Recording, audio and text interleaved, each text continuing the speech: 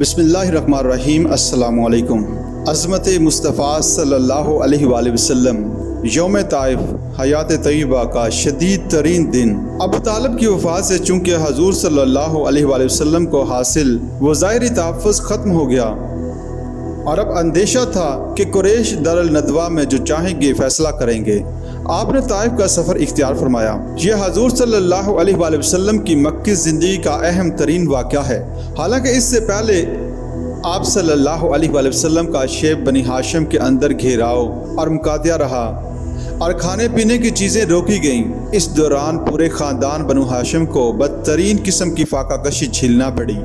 حالانکہ سب کے سب ایمان تو نہیں لائے تھے، لیکن اس جرم میں کہ بنو ہاشم محمد صلی اللہ علیہ وآلہ وسلم کا ساتھ نہیں چھوڑ رہے، اس پورے خاندان کا سماجی بائیکاٹ کیا گیا، جس کے نتیجے میں خاندان بنی ہاشم 3 سال تک شیب بنی ہاشم، جسے شیب ابی طالب بھی کہتے ہیں، اس میں منحصر رہے۔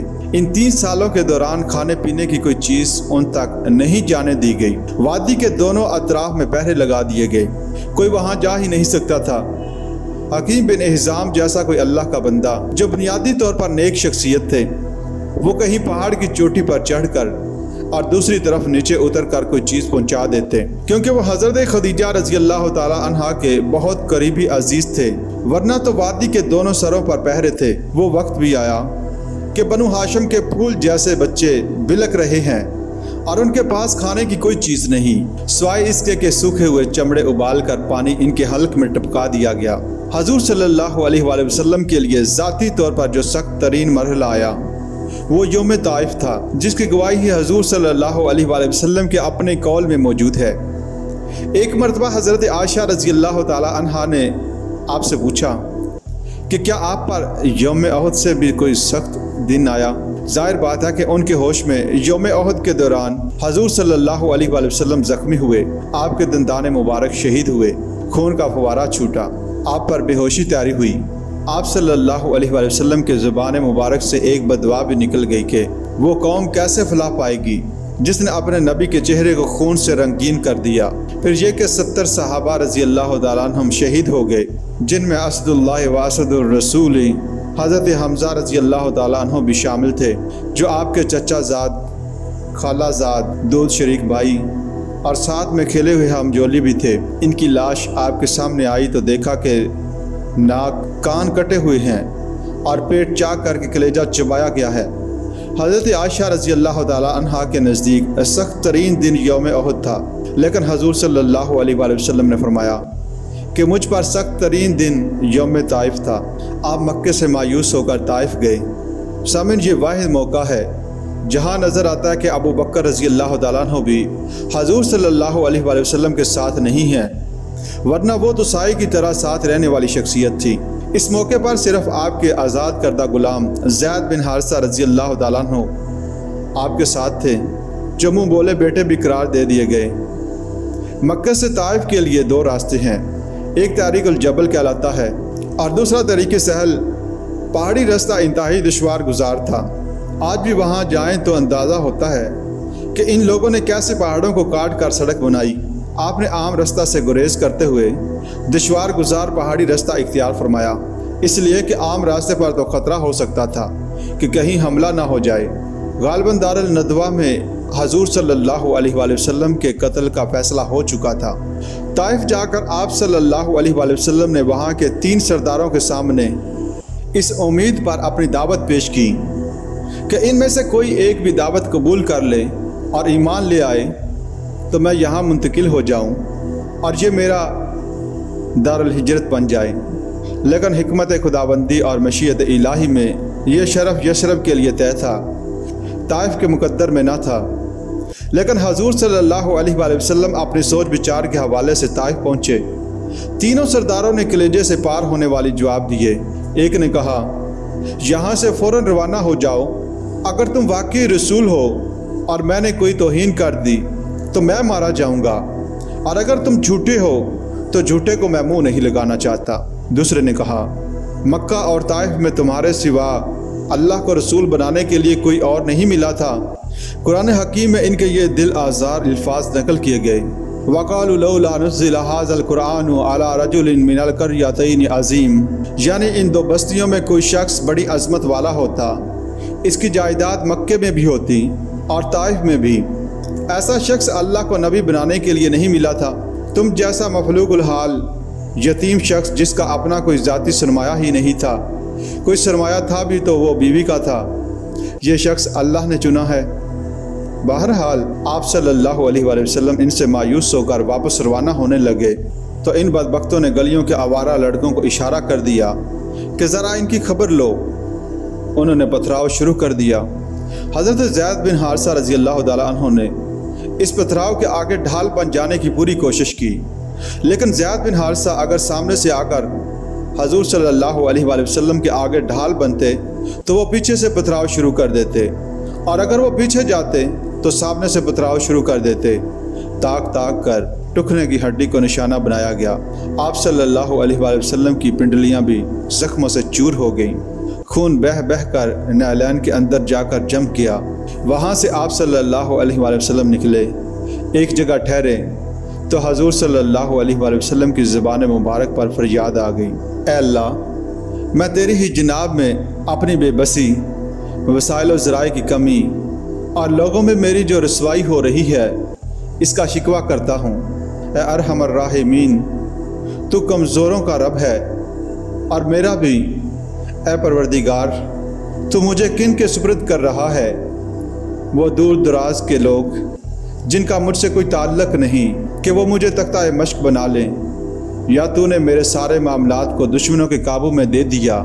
پھر بھی اگر مجھ پر تیرا غصہ نہیں ہے تو مجھے ان باتوں کی کوئی پرواہ نہیں، لیکن کچھ بھی ہو تیری عنایات تو مجھ پر بے پایاں ہیں۔ میں تیرے چہرہ انور کے نور کی پناہ میں آتا ہوں جس سے تمام اندھیرے دور ہو جائیں اور جس کے پرتو سے دنیا اور آخرت کا معاملہ درست ہو جائے، اس سے کہ مجھ پر تیرا غصہ بھڑکے یا تیرا غضب ٹوٹے۔ منانا ہے، اس وقت تک منانا ہے جب تک تو راضی نہ ہو جائے۔ نہ قابو ہے نہ زور ہے مگر تیری ہی مدد سے۔ گویا پہلے حضور صلی اللہ علیہ وآلہ وسلم نے اللہ تعالیٰ کے حضور فریاد کی، اس کے بعد آپ نے مقام عبدیت والی بات کہی۔ محمد رسول اللہ صلی اللہ علیہ وآلہ وسلم کو عبدہ و رسول والی دو نسبتیں حاصل ہیں۔ مقام عبدیت کا تقاضا کچھ اور ہے، یعنی سر تسلیم خب کر دینا کہ کوئی شکوہ شکایت زبان پر نہ آئے۔ چنانچہ عرض کیا، اے اللہ، اس سب کے باوجود اگر تو ناراض نہیں ہے تو پھر مجھے کوئی پرواہ نہیں۔ سر تسلیم خم ہے جو مزاج یار میں آئے، اندیشہ ہے کہ کہیں تو ناراض نہ ہو گیا ہو۔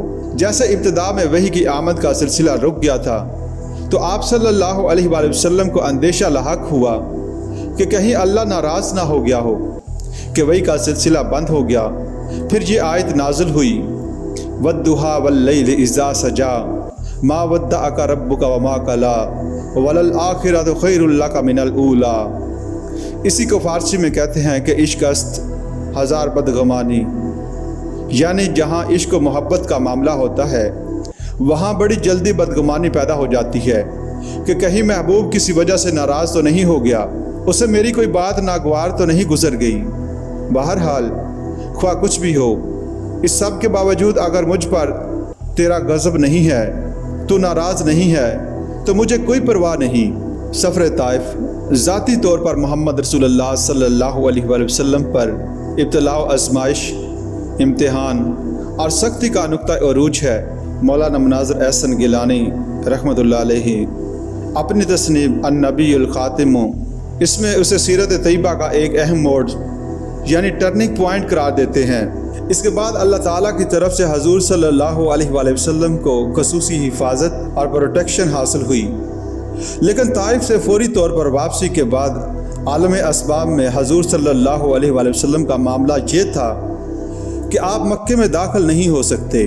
وہاں آپ صلی اللہ علیہ وآلہ وسلم کے قتل کا فیصلہ ہو چکا تھا، داخل ہوں گے تو قتل کر دیے جائیں گے، اور جب دارالندوہ میں فیصلہ ہو چکا ہو تو ایسا اقدام کرنے والے پر کوئی جرم و الزام نہیں، اس پر کوئی مقدمہ نہیں بنے گا۔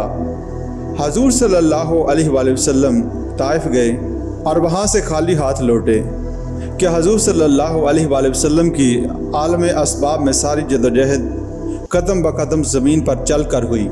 عالم اسباب کو استعمال کرتے ہوئے آپ صلی اللہ علیہ وآلہ وسلم نے ایک مشرک اور کافر کو پیغام بھیجا کہ اگر تم مجھے اپنے امان میں لے لو تو میں مکے میں آ جاؤں۔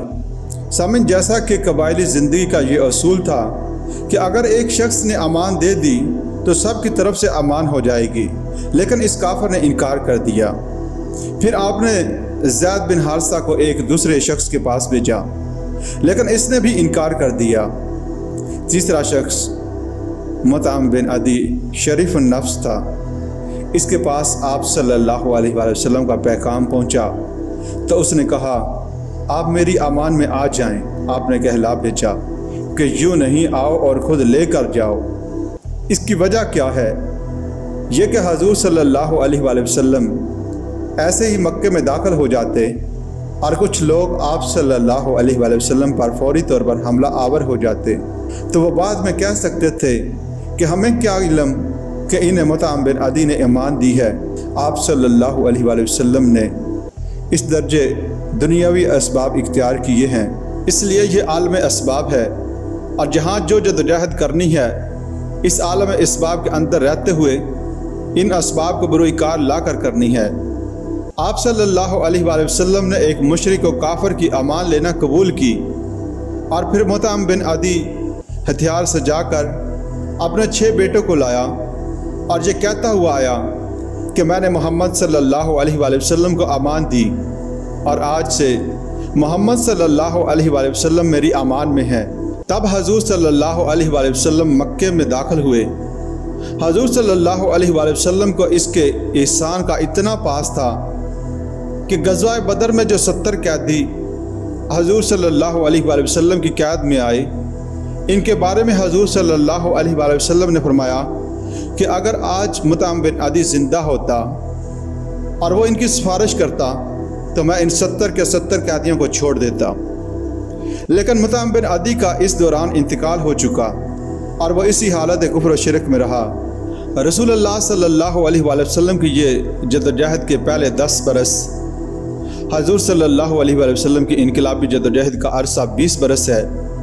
عرب میں انقلاب کی تکمیل 8 ہجری میں ہوئی جب مکہ اور طائف فتح ہو گیا، اور غزوہ حنین میں آپ صلی اللہ علیہ وآلہ وسلم کو فتح حاصل ہوئی۔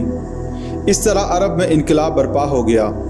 مکے کے 12 برس اور مدینے کے 8 برس شامل کر لیں تو یہ 20 برس ہوئے۔ اس عرصے کو 2 حصوں میں تقسیم کریں، 10 سال ادھر اور 10 سال ادھر۔ پہلے 10 سال کا حاصل کہ کل 125 یا 150 افراد ایمان لائے، اور طائف سے واپسی پر آپ صلی اللہ علیہ وآلہ وسلم کی یہ حیثیت نہیں تھی کہ آپ صلی اللہ علیہ وآلہ وسلم مکے میں اپنے بل پر قیام کر سکتے۔ آپ ایک کافر اور مشرک کی امان لے کر مکہ میں دوبارہ داخل ہوئے۔ یہ 10 برس کی محنت شاقہ ہے۔ اگلے 10 برس میں اسلامی انقلاب نہایت تیزی کے ساتھ مکمل ہوا۔